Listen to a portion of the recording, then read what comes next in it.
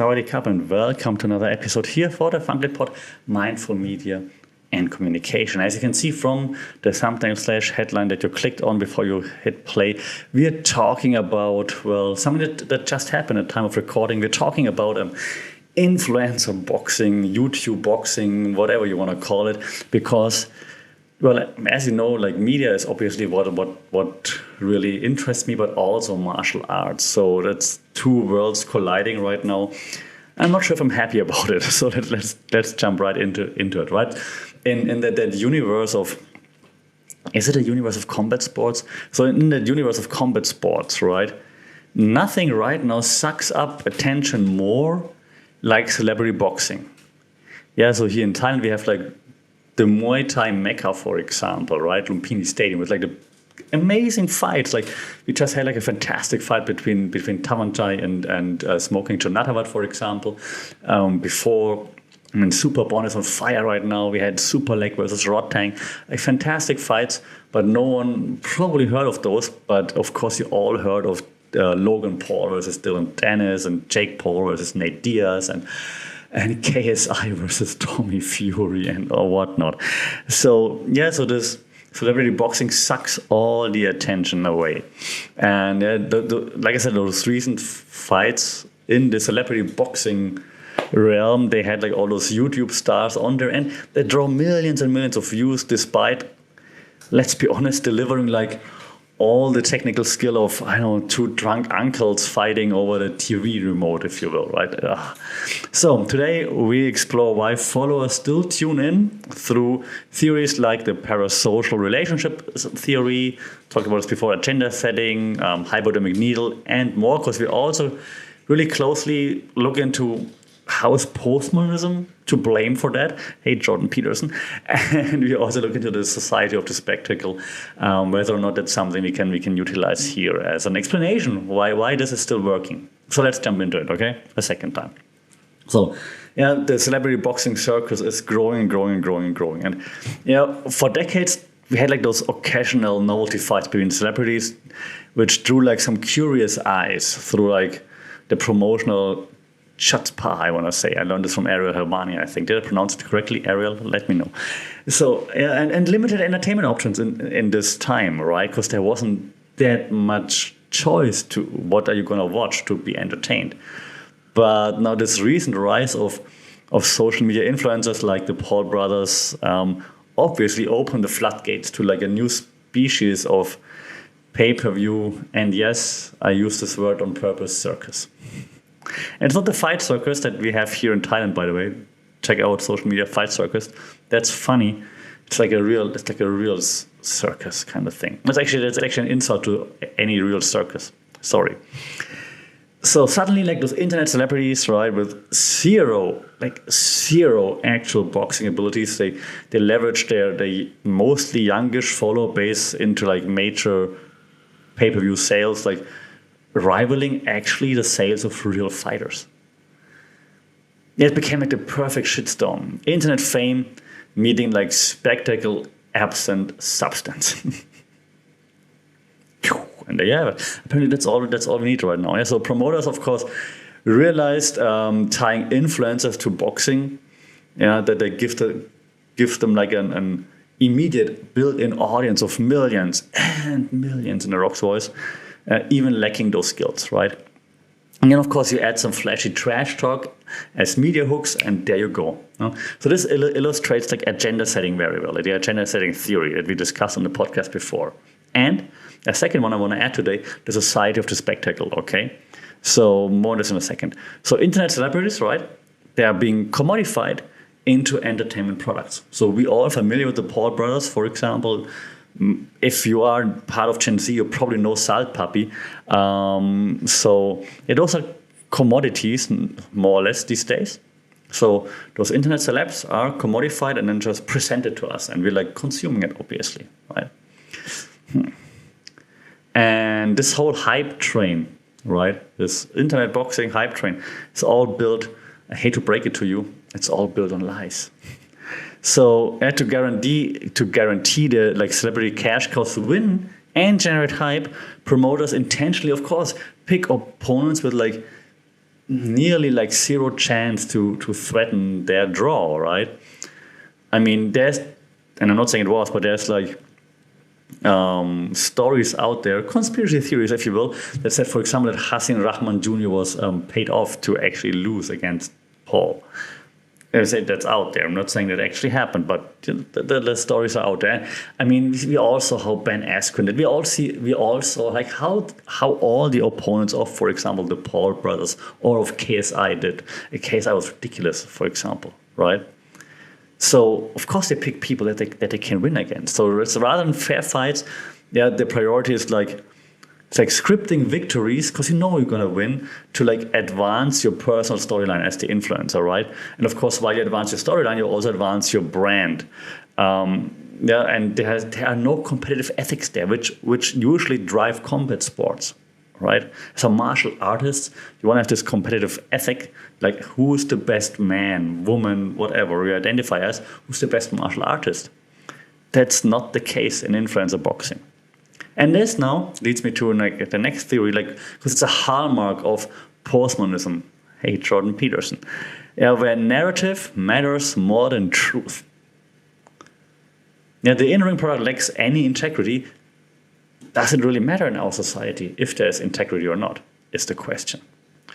So postmodernism kind of explains celebrity boxing's rise, if you will. Like postmodern theory, like helps to explain this a little bit. Like why does celebrity boxing resonate despite lacking substance? Postmodernism rejects grand truth and rejects objective merit. Okay, so it says, well, anything can be real that you want to be real. Narratives and hype supersede reality, the hyperreal. So anything can be real to you as long as you accept it. So you're saying, hey, Sal Papi, the Paul brothers, whatever.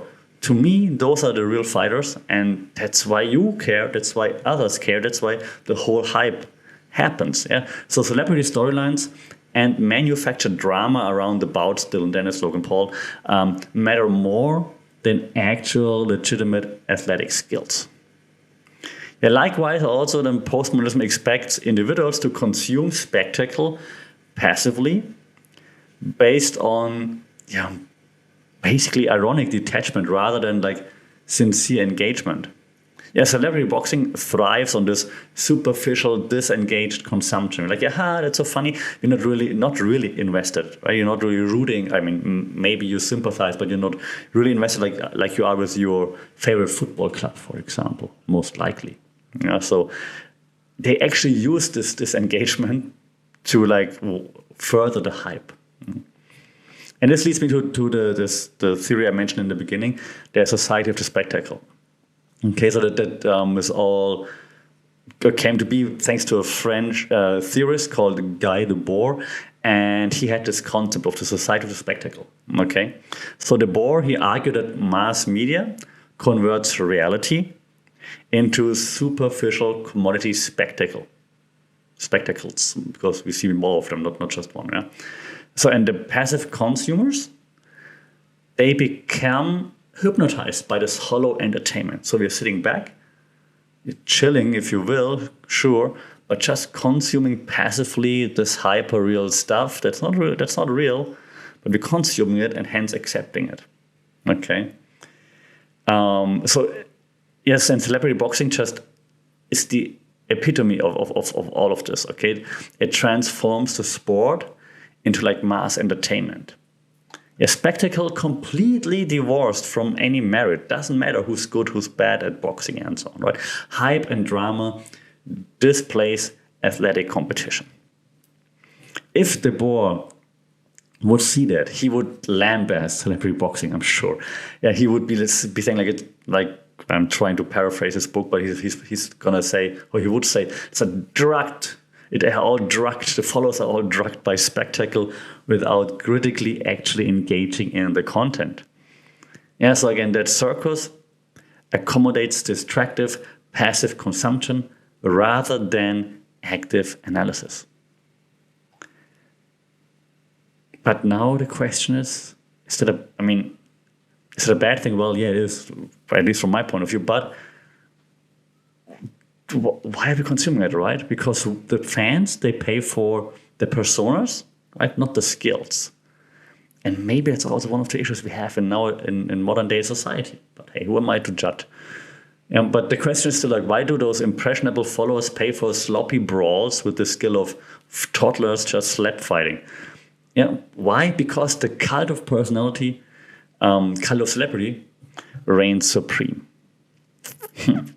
Your fans pay to see like those internet celebrities reenact their follower count feuds, maybe even like what we had with Paul versus KSI way back then, live in action, right? It's not the masterful, sweet science how boxing is referred to. It's just like this online beef put into the ring.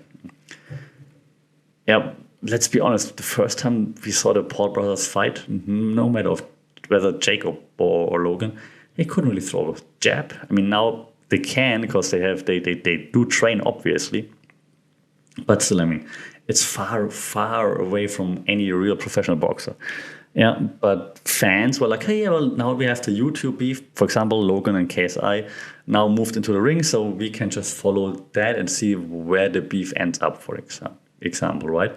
And this also leads us to another theory we discussed not too long ago, parasocial relationships. Okay, so fans develop this one-sided bond with the internet personalities, paying more for their presence than the skills. Right? They're like, hey, I support Logan Paul, so I'm gonna buy this pay-per-view, of course, because go Logan. Logan Paul doesn't even know that you exist. And this leads us to also realizing that like this viral hype, right? And the beef, it's all fake. It's a viral hype built on fake conflict. But let's be honest, like those modern celebrity boxers, they manufacture their own hype by stirring up like fake conflicts designed to go viral, right? Back then, Logan Paul, and I come to the latest one in a second, but back then when Logan Paul fought Floyd Mayweather, right, he disrespected Floyd. So that he remember grabbing the head and stuff like this, just so that they generate some press and some stuff.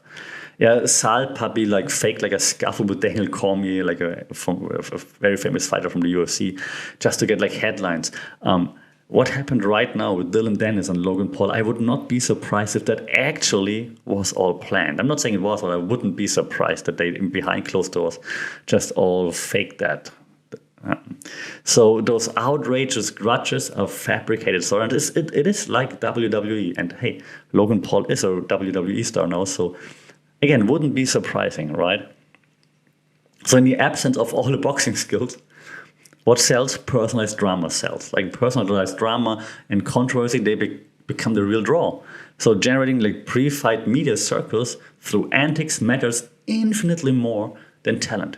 And here, the hypodermic needle theory appears, right? So influencers, they basically like inject sensationalized narratives directly into the followers' veins, who absorb it like uncritically, just like as postmodernism would expect us to do. Okay? See, I'm stumbling over my words because I'm so mad at it. And this leads us to this new species of combat sports business, if you will, right? So for like promoters, celebrity boxing represents like a business model.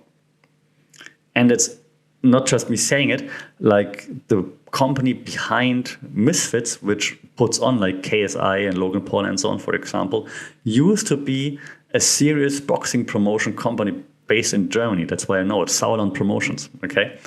And I think they sold their real boxing promotion, I don't know when, but now they're involved with like Misfits as far as I'm concerned. So they realized that they're like, hey, we're a boxing promotion, but hey, there's way more money in the celebrity stuff. And it's way easier probably too, right? So they jumped all in. Crazy. So they realized selling this manufactured gossip completely divorced from any sporting merit is much, much easier. A production spectacle takes priority over competition, and it's much easier to steer, obviously. And all the while, influencers gain more and more followers, have more paydays by participating in those sideshows, right? It's a mutually beneficial circus, even when fights then later disappoint, such as on the last card now, all the fights were terrible. It's like the Disneyfication of combat sports, if you will. How fitting with the Paul brothers. They're aggressively targeting like mass audience through hype over substance. And it's perfect display of guideboards, spectacle theory. It's exactly what we just said.